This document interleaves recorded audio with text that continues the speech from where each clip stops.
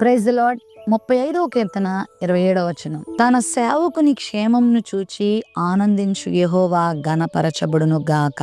తన బిడ్డల క్షేమాన్ని చూసి ఆయన ఆనందించేవాడు. ఒకవేళ నీ చుట్టుపక్కల వారు, నీతో ఉన్నవారు నీ అభివృద్ధిని చూసి, నీ క్షేమాన్ని చూసి కుళ్ళుకుంటున్నారా, బాధపడుతున్నారా, నీ మీద అసూయపడుతున్నారా, నీ కొరకు గుంటలు త్రవ్వి నీకు కీడు చేయాలని చూస్తున్నారా? అయితే నీ ప్రభు నీ పక్షంగా ఉండి నువ్వు పచ్చగా ఉండాలని, నువ్వు అభివృద్ధి చెందాలని, నువ్వు వర్ధిల్లాలని ఆయన ఆశిస్తున్నాడు. ఆ రకంగా ఆయన నిన్ను నడిపిస్తున్నాడు. నేను ఆయన ఎప్పుడు పాడు చేయడు, నిన్నెప్పుడు ఆయన చేయి విడిచిపెట్టడు, నిన్నెప్పుడు ఆయన సిగ్గుపరచడనే విషయాన్ని గుర్తుపెట్టుకో. నీ జీవితాన్ని ఆయన చక్కని బాటలో నడిపించే దేవుడై ఉన్నాడు. నిన్ను చక్కని ఓదార్పులోనికి నడిపించే దేవుడై ఉన్నాడు. నీ క్షేమమును చూసి ఆయన ఆనందించే దేవుడై ఉన్నాడు. తన బిడ్డల యొక్క అభివృద్ధిని చూసి ఆనందించే దేవుడై ఉన్నాడు. బైబిల్ గ్రంథంలో దేవుడు తన బిడ్డలను ఆశీర్వదించి దీవించి ఆయన ఎంత సంతోషించాడో, ఎంత ఆనందించాడో, వారి యొక్క అభివృద్ధిని చూసి ఆయన ఎంత మహిమ తెచ్చుకున్నాడో. మరి ఆ విధంగా దేవుడు నిన్ను చూసి కూడా ఆనందిస్తాడు, నీకు గొప్ప క్షేమాన్ని ఇస్తాడు. ఒకవేళ ఈ రోజు నాకు క్షేమమే లేదు, నాకు అభివృద్ధి లేదు, నాకు ఆనందమే లేదని బాధపడుతున్నావేమో,